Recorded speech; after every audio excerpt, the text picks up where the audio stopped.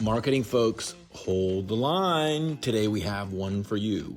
As I was finishing my talk at CBC in Philly this year, a stout burly man with a British accent approached me and thanked me for the information I shared. Turns out it was Tim Weaver, who also is the founder of The Brand Weaver, a marketing agency in the UK that specializes in craft alcohol producers. Since the marketing episodes are some of the most listened to on this podcast, I figured I would get this guy on the show in order to hear what's happening in the UK and learn a few things. Enjoy this marketing knowledge extravaganza. Tim, welcome to the True Craft Podcast, my friend. Thank you very much, Mr. Chris. I am super excited to be here with you, buddy. Yep. So you and I met in Philly this year for the first time, and you were speaking, I think, the day after me or later on the same day. How did Philly treat you? It was beautiful. It was a welcoming place. This was a couple of weeks ago now, wasn't it, Yep. that we were chatting? But yeah, my first time in Philly, first time at any kind of beer conference, and I was blessed to be invited to speak on the big stage at CBC, Yep. which was super exciting, man. Obviously got my Philly cheesesteak in there and met a load of phenomenal people. It was great. Did you and I spoke in the same room? That We did, man. Yeah, you big room, right? Nice room. terrifying room, dude. Like I'm used to like maybe like a third of that. Like when they sent my you must have got the floor plan, the seating layout sent through as well. I was like, oh, Yeah. okay, we're in the big leagues now. Yeah. But it's cool. Like I like people looking at me and paying attention to me. I've got a bit of an ego, so I can make it Sure. work. Sure. So I've spoken at so many CBCs that it changes. It changes each year, and we had a little glimpse on the back end in the planning this year. So they cut down the number of sessions, and what that allowed them to do was have less competing sessions at each time slot and allocate bigger spaces for people to come. But I do remember looking up and just saying, wow, this is a massive room. Mm.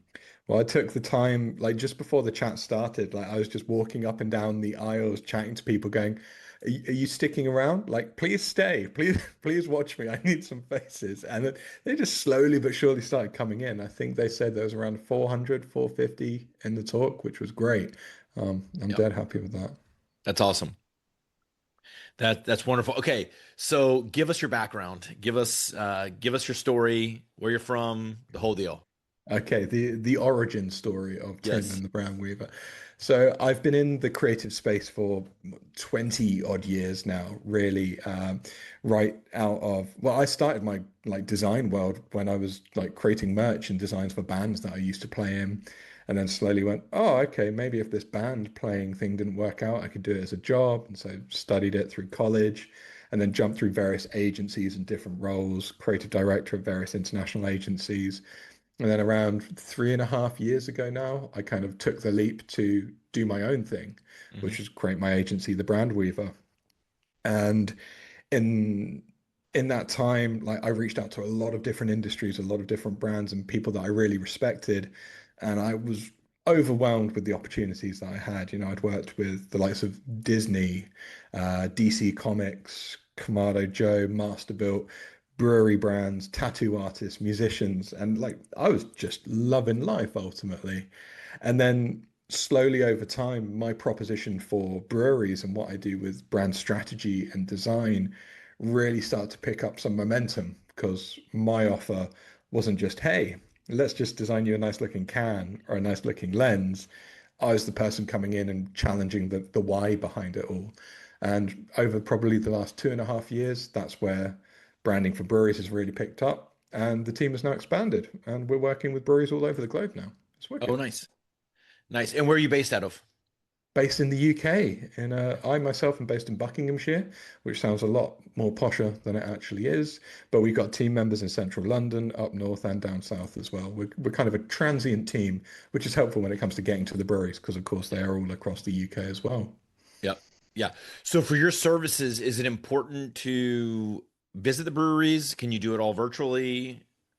I love the opportunity to visit the breweries, to be honest, and experience it. Like Yep. even just last week, I was down meeting a brewery, and they're like, "Oh, come on down and check it out." And I was like, "Okay, I'll see what it's about." And I went up this single track road, over fields, no passing points. I was hoping wasn't going to meet some big vehicle coming the other way, but then Sure. this road opened out to this incredible fishing lake with a tap room sat on it, and just like a 3 minute walk up the road was the brewery, and it was just this kind of romantic, picturesque, beautiful venue that you just wouldn't know or appreciate if you hadn't seen it up until this point because they've not really communicated it and sold it very well. Yeah. Like my one of the phrases I use is really hard to read the label when you're stuck inside the jar. Right. And all these people in the brewery space, of course, is they've built this from the inside out, and they don't necessarily know what they have that they can play with that can really appeal to their market. So getting on site, experiencing it, and seeing what's on offer is a really important part of the process wherever possible. Yeah. Yeah, that's interesting. We have team members throughout the US, and if you're in a market with clients, we definitely support patronizing those clients and going out, really patronizing all craft beer, but especially our client base. But we probably should push that more with the team. We should probably do like a quarterly gift or something to say, hey, go out and visit your local craft brewery, support them, check it out. What did you learn while you were there? Did you take a tour, etc.? Because Well, it's that this used to be industry's it's all about faces and being face to face and right, knowing who you know, right? Like if it almost leaves that bad taste in the mouth where you're just like, oh, cool, can we do this over a Google Meet or a Zoom Meet? You're like, oh, come on, let's have a pint, let's sit down, let's have a chat about it. And like you touched on, like, did you do a brewery tour? Those are phenomenal marketing opportunities. So you have to experience what they're doing right now to go, right, but you know what? If you added this, if you put that in there, if you reference this, this would like tenfold that and make it such a more exciting, like immersive branded experience for you as well. But you don't right. know it until you've experienced it. Absolutely. No, no, absolutely. So, for all the listeners, describe the UK brewing scene, the craft beer scene, really, and then I'll try to compare it, or we can compare it together to the US. But what does the craft beer scene look like in the UK? When did it have a revolution like we did in the past 10 years? Like, just give us the history. Yeah, so the plotted history of craft beer in the UK. So interestingly, we refer to it as indie beer now, Mhm. as independent beer versus craft beer. That's just kind of a switch in terminology that we've been doing here. Just based around it, still some bigger breweries in the UK claiming to be craft, but not independently owned. They're owned by bigger conglomerates and whatnot. But that's kind of a nuance to this story, which doesn't really help at all. But yes, we did have the big craft beer boom back in, 2010, 2012, where you could get, well, phenomenal beer came onto the scene ultimately. Phenomenal craft beer, keg beer was booming. And that continued to rise. And then just pre-COVID, you start to see a dip in that. Of course, COVID-19 kicks in. We lose a lot of breweries, as did everyone, really, wherever there are breweries. It's unfortunate that we lost them. And now we have started to see this kind of leveling out from the number of brewery side of things. We've got approximately 1,500 breweries across the whole of the UK. But even that, we don't have as many breweries as we did at the height of when there was the boom. But equally, the demand for craft beer has been steadily declining all this time. Over the past 20 years, it's gone from, I think it was 50 million hec to 45 million hec. So 5 million less in terms of demand. So we find ourselves in this place where less breweries, less demand. A consumer does not have as much money as they used to go out and buy those wonderful beers and treat themselves. It now very much is a luxury item for a lot of consumers. And so a brewery finds themselves in the position that they've got a dedicated audience because if they've been around long enough, they've survived COVID, they've kind of got this kind of commitment from them that they provide a great service, great liquid, they enhance their quality of living through that time. But they know that they're not getting them every week now. They're getting them every other week, every month, or when it's a special occasion. Yep. And it makes it even harder for a new brewery to now come onto the scene because they have to have such a strong proposition to pull these already dedicated drinkers away from their favorite brewery Yep. that it just makes it a real challenge for them. But not impossible by any means. But yeah, we've entered this mature market where those brewers and the breweries that kind of popped up just because someone was great at making beer, they don't exist anymore. The ones that have survived are those who can operationally run a successful business that has great liquid alongside it. Yeah. So for breweries in the UK that opened up 10 years ago, within the past 10 years, what did it look like?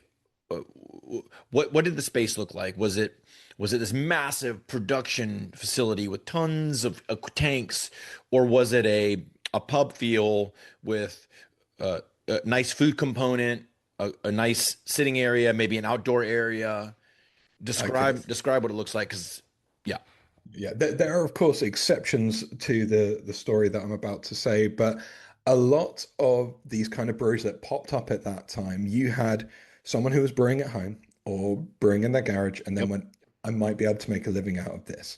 But their next step wasn't to purchase this massive industrial unit or great looking bar that happened to have space in the back to do your brewing in.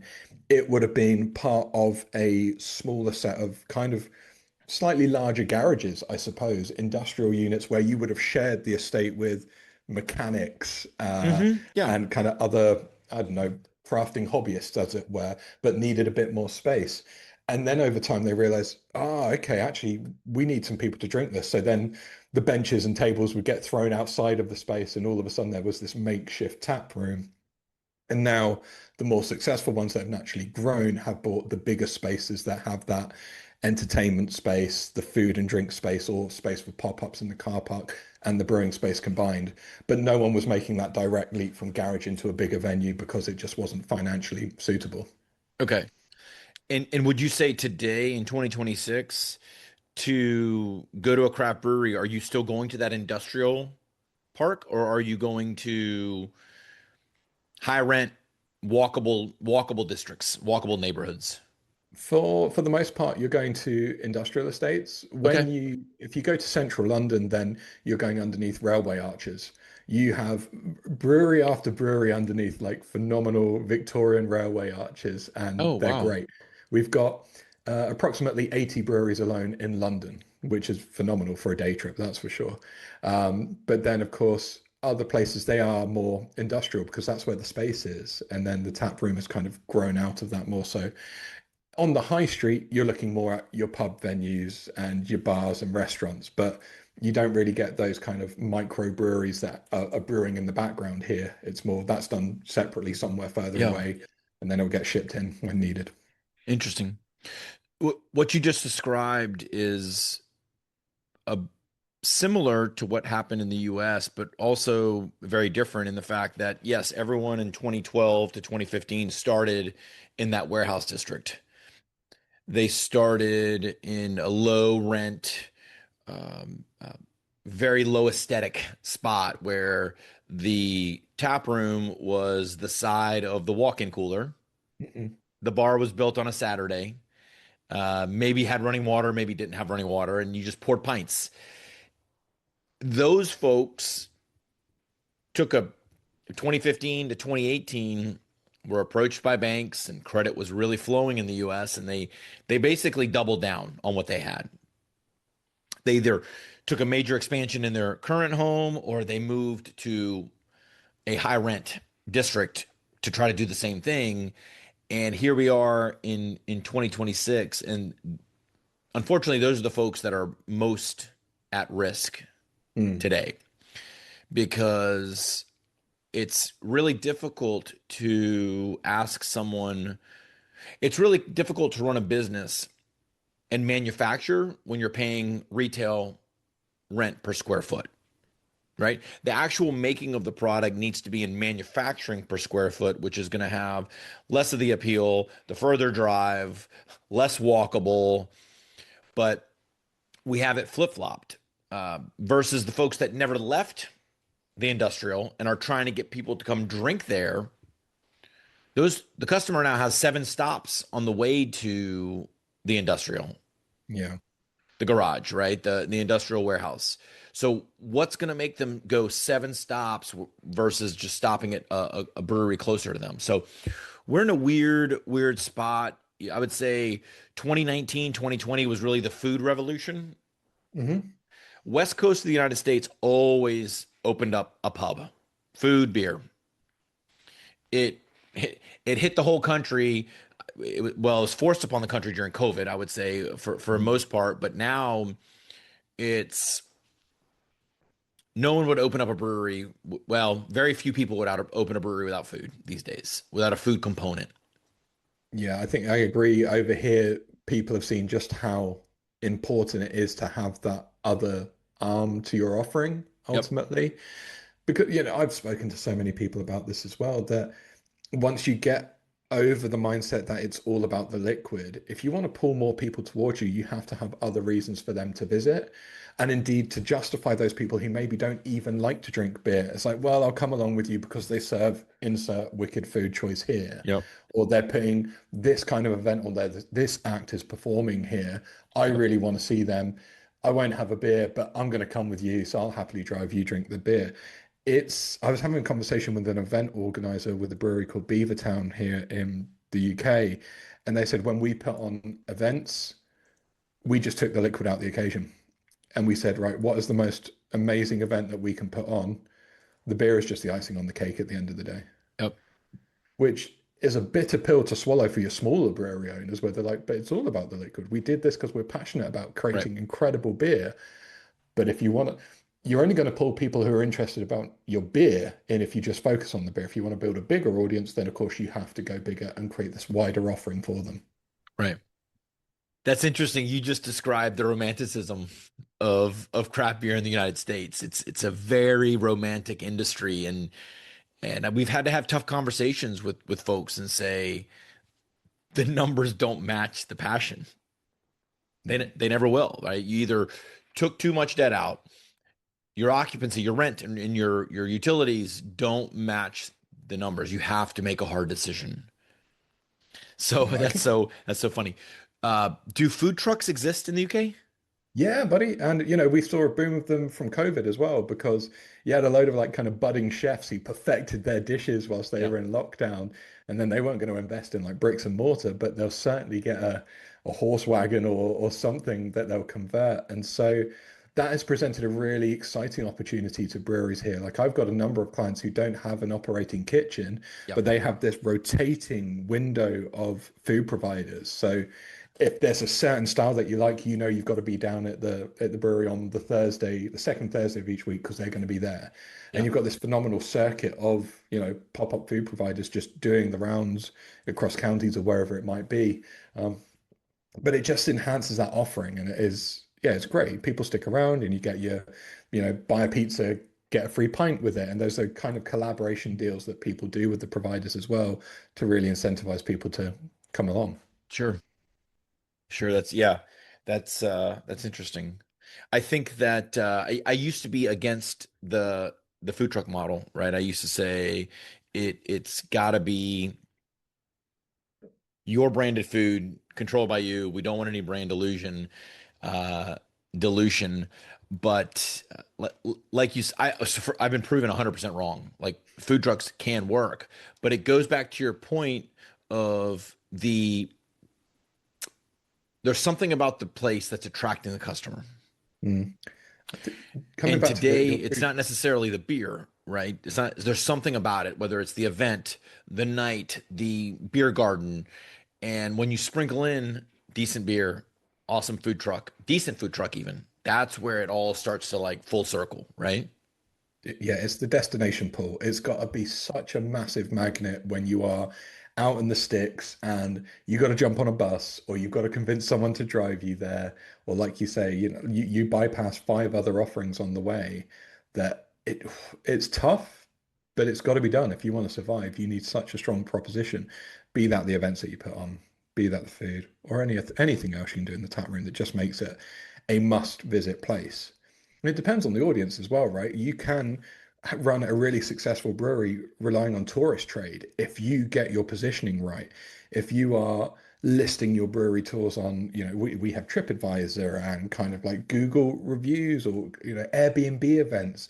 And if you target Airbnbs and drop a couple of samples off, then actually you can continue to pull the tourist trade through because you're like, this is a really rich cultural foundation to our place, to this area. You've got to come and visit it if you're going to experience this, this location properly, as it were. Yep. Awesome. So I was telling you before when we were planning this call, the marketing calls are some of the marketing podcasts are some of the most listened to episodes because owners are looking for snippets of gold and Mhm. they're looking for snippets of ideas. So talk to us about your methodology, your system, or how do you help breweries with their marketing in the UK? So it doesn't start with marketing. It starts with the brand strategy beforehand, and I think that's Okay. really important because marketing is the megaphone, the gramophone where you shout.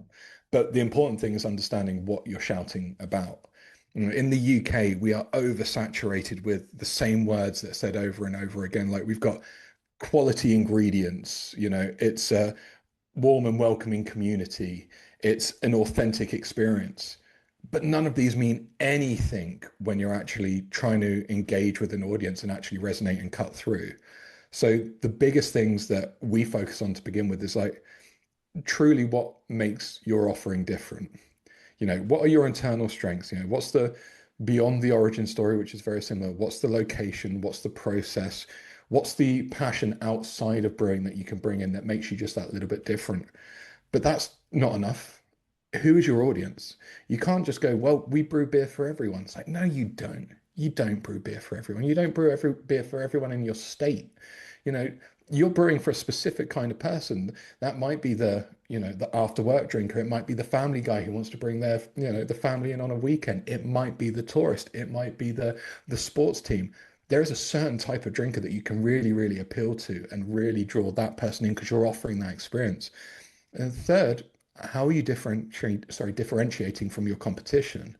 And we're not just talking about breweries here, but realistically, every brewery right now is in a battle with the couch. Like Mm. people much prefer to spend their time sat on the sofa than going out or communicating online.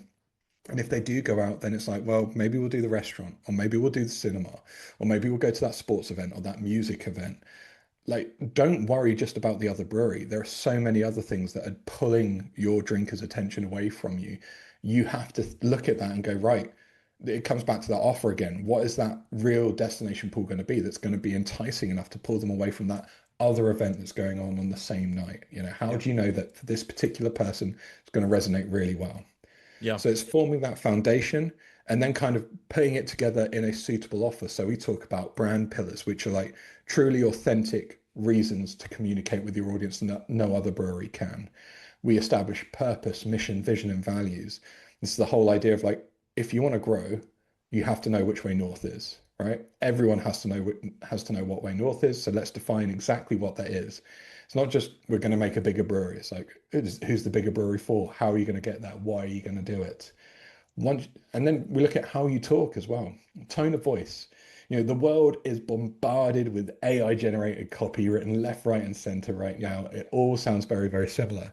But establishing a tone of voice for your brand, people can read a post and go, yep, that's that brewery. We know them without even having to read the name. So you set that foundation in place and how to activate on it. Then you do the identity. What does the logo need to do? What does the lens need to do? What does the can need to look like?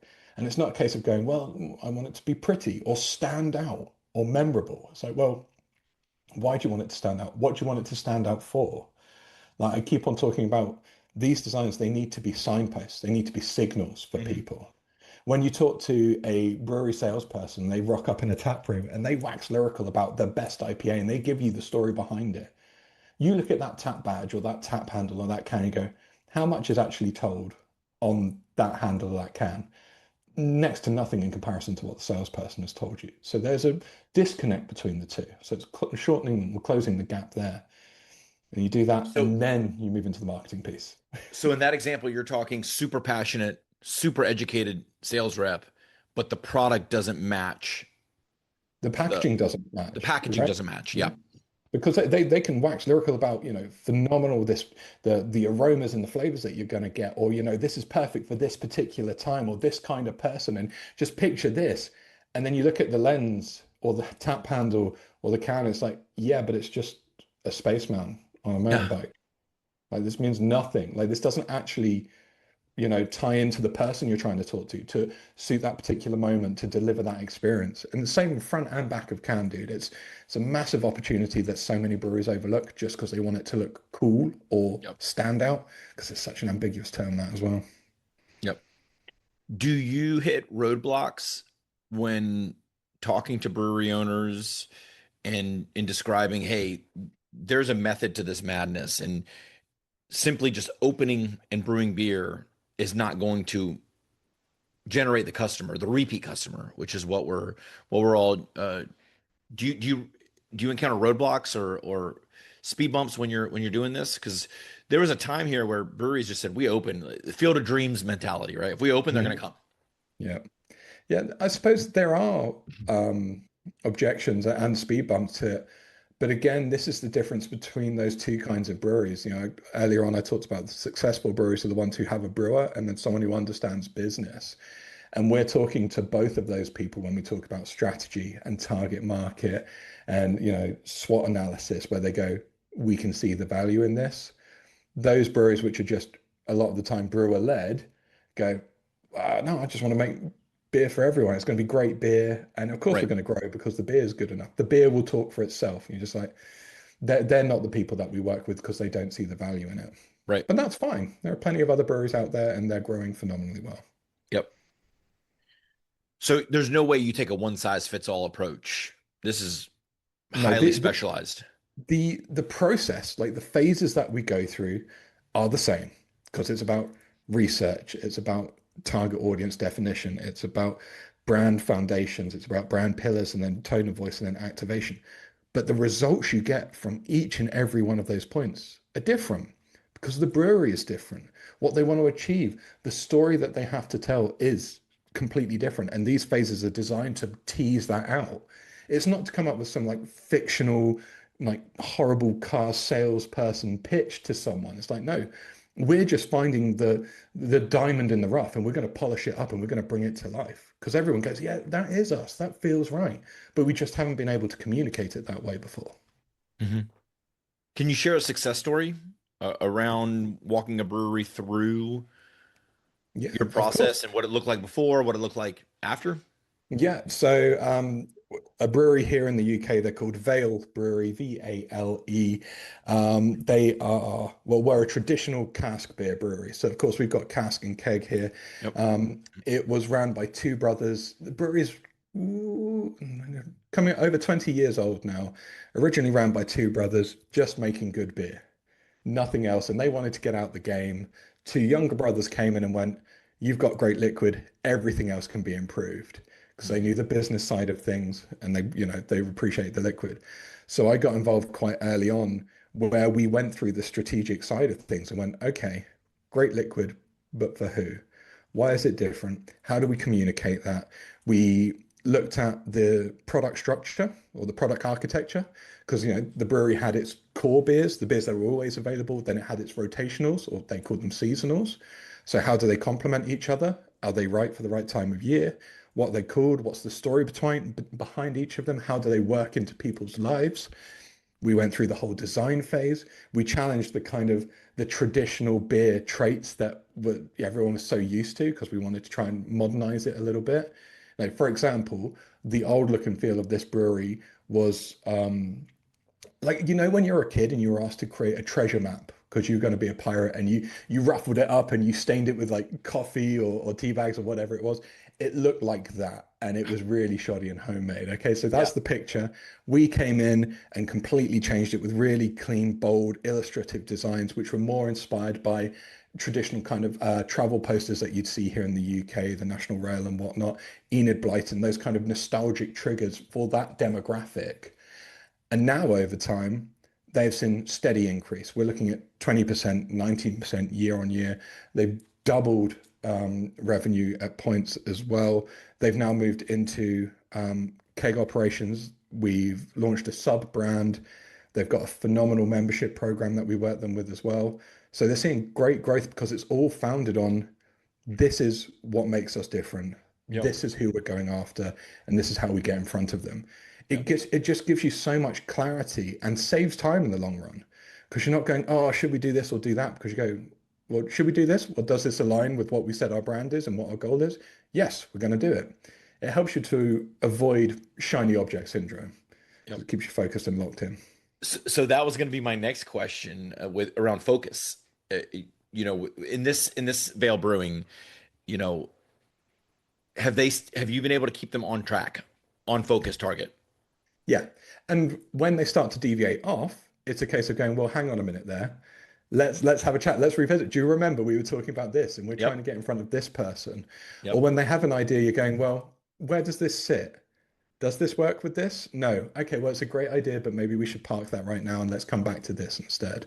Yep. And it's a wonderful collaborative kind of process. We're very lucky that the clients that we work with, it's not just a one and done. It's a partnership now. You know, everyone's got me on WhatsApp. We're texting back and forwards. We won numerous awards and things, and it's just really nice to share that, passion between. We're invested in these brands now. Of course, we want to see them succeed because it's as much our baby as it is theirs from a branding perspective. Yep. It's so funny you say that. That's our biggest challenge is keeping identifying what the quickest win is to generate more profit and then keeping the brewery owner on target. And I remember we had a goal. We needed to increase profit in the tap room in 60 days for one brewery. We need to increase it by I think we set a target at 20%. And we laid out how we're going to do that. And this program included a call every other week to see if we were on target or off target. Week 2, the brewery owner brought, I want to launch a sparkling water brand. Okay. Was not part of the plan. Was not part of the plan. So my point is that I think in any industry, entrepreneurs can get shiny object syndrome, just like you said. And if we can just live out the focus and the plan of what we're trying to do, we can worry about sparkling water in 90 days, but we've got to get to 90 days because we've already set a plan, right? 100%. And it worked like that with Vale. Like I said that they've just released a sub brand. So what they did is they made this solid foundation. They've got their safety net where they can brew this great stuff. It's going to continue to turn in and it's going to continue to pull the people in. Now they've got their sub brand for playing around with and doing these crazy other exciting things.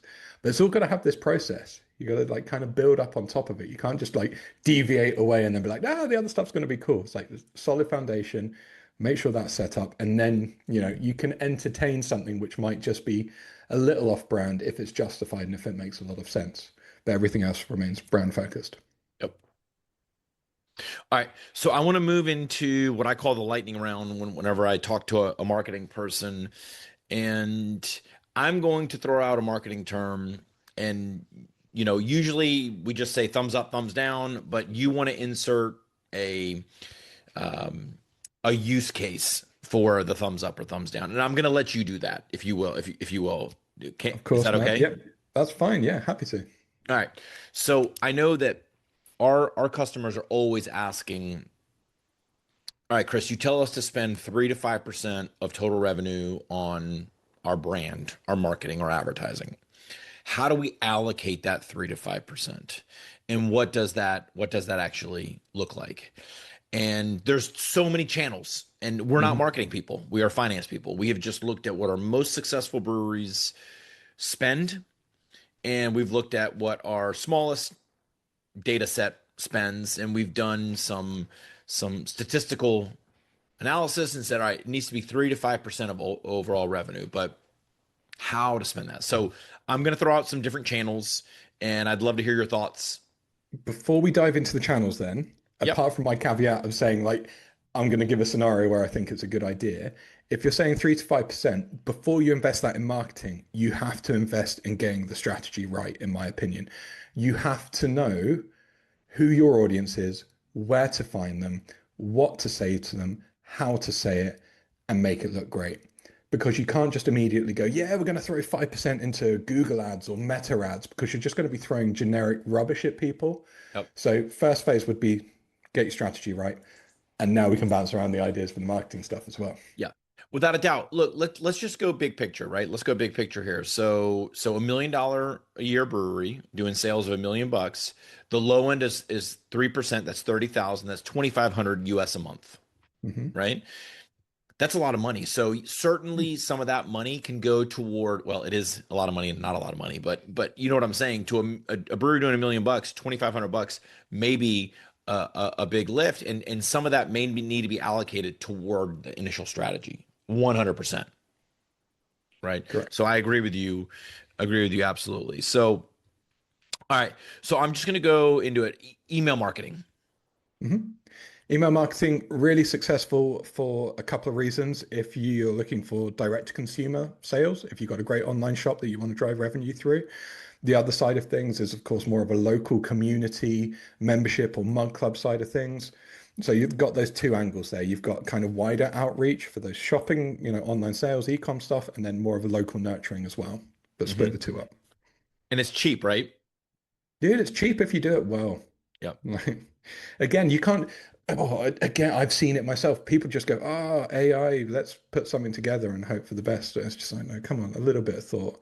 Get a bit of structure, get a template in there, know what you want to talk about, give people a little peek behind the curtains, and they appreciate it. Good. Okay. Social. Social. I'm just going to throw social out there and you The school us. massive, the broadest category in the world. Right. Great again if you're looking for broader direct to consumer sales. Like I get really annoyed when loads of brewers go, yeah, we've got to spend an hour on putting this video together. It's like, why? Wait, do you want to go? What are you looking to achieve? Well, we want to go viral. What, okay, if you go viral, what does that mean? Yeah. Like, is everyone in your local area going to know you because you're viral? Probably not. There's people in a different country for the wrong reasons who can't even access your beer. So yeah, use social, but use it strategically in a way that's either going to target your local audience because you want to pull them into the tap room, or it's going to target the people who are going to buy the beer because they're going to get it through the e-com store. Yep. All right. I'm going to say billboard. Billboard, hard to track. Great if you've got that disposable budget where you can just like kind of throw things around. Great for brand awareness in a local area. I think done in conjunction with activation. So, a great way I've seen it used is that you start to partner with a certain restaurant and they're going to serve your beers or cans or they've got it on tap, whatever. And you've got to tell you what, whilst you do that, we're also going to put up a billboard or we're going to sponsor a bus stop just Mm, 10 feet down the road saying that our beers are now being served here. So love it that. kind of sweetens the deal for the venue to take it on and obviously boosts awareness of the brand as well. Love that. SMS. We don't use that a lot here in the UK. Strangely, I don't know if it's the laws or the restrictions that are around it, but you don't see a lot of it. I can see the merit of it from a local community nurturing side of things, much like with apps as well, and those kind of push notifications. There's Hmm. a great opportunity for it, but we don't see it here a lot in the UK. Okay. Radio. Very underleveraged. I saw some stats on it recently where it's like one of the most memorable forms of advertising out there. The statistic, I forget the specific number, but very, very much underleveraged for the right consumer, right? If you know your audience, then you can get in front of them and kind of get that jingle in their mind, and it can be a really, really useful thing. But again, if you just scattergun it and be like, yeah, we're going to put an advert out, we're going to play it to everyone in our area, probably not. Yeah. Using a more targeted approach to the right kind of listener, the right kind of audience, right kind of location can be more beneficial. I've heard that radio has the price of radio has come way down. So, like you said, if everything is lined up and everything is humming, it could be a very effective and cost-effective form of advertising.